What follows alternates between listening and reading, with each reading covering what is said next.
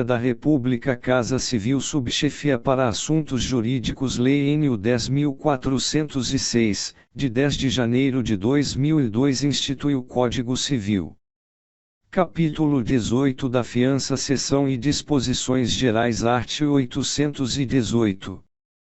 Pelo contrato de fiança, uma pessoa garante satisfazer ao credor uma obrigação assumida pelo devedor, caso este não a cumpra. Art. 819. A fiança dar-se-á por escrito, e não admite interpretação extensiva. Art. 819-A, vetado, incluído pela Lei nº 10.931, de 2004, art. 820. Pode-se estipular a fiança, ainda que sem consentimento do devedor ou contra a sua vontade. Art. 821. As dívidas futuras podem ser objeto de fiança, mas o fiador, neste caso, não será demandado senão depois que se fizer certa e líquida a obrigação do principal devedor. Art. 822. Não sendo limitada, a fiança compreenderá todos os acessórios da dívida principal, inclusive as despesas judiciais, desde a citação do fiador. Art. 823. A fiança pode ser de valor inferior ao da obrigação principal e contraída em condições menos onerosas, e, quando exceder o valor da dívida, ou for mais onerosa que ela, não valerá senão até ao limite da obrigação afiançada. Art. 824. As obrigações nulas não são suscetíveis de fiança, exceto se a nulidade resultar apenas de incapacidade pessoal do devedor. Parágrafo único. A exceção estabelecida neste artigo não abrange o caso de mútuo feito a menor. Art. 825. Quando alguém houver de oferecer fiador, o credor não pode ser obrigado a aceitá-lo se não for pessoa idônea, domiciliada no município onde tenha de prestar a fiança, e não possua bens suficientes para cumprir a obrigação. Art. 826. Se o fiador se tornar insolvente ou incapaz, poderá o credor exigir que seja substituído. Seção 2ª dos efeitos da fiança art. 827. O fiador demandado pelo pagamento da dívida tem direito a exigir, até a contestação da lide, que sejam primeiro executados os bens do devedor. Parágrafo único.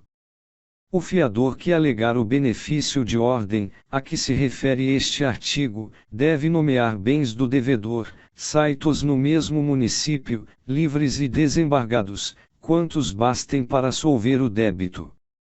Art. 828. Não aproveita este benefício ao fiador, e, se ele o renunciou expressamente, segunda, se obrigou como principal pagador, ou devedor solidário, terceira, se o devedor for insolvente, ou falido. Art. 829. A fiança conjuntamente prestada a um só débito por mais de uma pessoa importa o compromisso de solidariedade entre elas, se declaradamente não se reservarem o benefício de divisão. Parágrafo único. Estipulado este benefício, cada fiador responde unicamente pela parte que, em proporção, lhe couber no pagamento.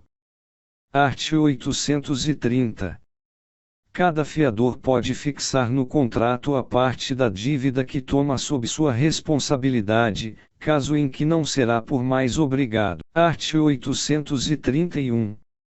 O fiador que pagar integralmente a dívida fica subrogado nos direitos do credor, mas só poderá demandar a cada um dos outros fiadores pela respectiva cota. Parágrafo único. A parte do fiador insolvente distribuir-se-á pelos outros. Art. 832. O devedor responde também perante o fiador por todas as perdas e danos que este pagar, e pelos que sofrer em razão da fiança. Art. 833. O fiador tem direito aos juros do desembolso pela taxa estipulada na obrigação principal, e, não havendo taxa convencionada, aos juros legais da mora. Art. 834. Quando o credor, sem justa causa, demorar a execução iniciada contra o devedor, poderá o fiador promover-lhe o andamento. Art. 835. O fiador poderá exonerar-se da fiança que tiver assinado sem limitação de tempo, sempre que lhe convier, ficando obrigado por todos os efeitos da fiança, durante 60 dias após a notificação do credor. Art. 836. A obrigação do fiador passa aos herdeiros, mas a responsabilidade da fiança se limita ao tempo decorrido até a morte do fiador, e não pode ultrapassar as forças da herança. Seção 3ª da extinção da fiança. Art. 837.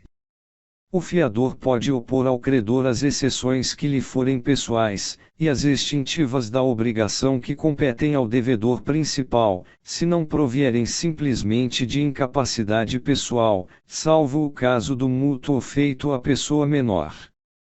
Art. 838. O fiador, ainda que solidário, ficará desobrigado, e, se, sem consentimento seu, o credor conceder moratória ao devedor, segunda, se, por fato do credor, for impossível a subrogação nos seus direitos e preferências. Terceira, se o credor, em pagamento da dívida, aceitar amigavelmente do devedor objeto diverso do que este era obrigado a lhe dar, ainda que depois venha a perdê-lo por evicção. Art. 839. Se for invocado o benefício da excussão e o devedor, retardando-se a execução, cair em insolvência, ficará exonerado o fiador que o invocou, se provar que os bens por ele indicados eram, ao tempo da penhora, suficientes para a solução da dívida afiançada.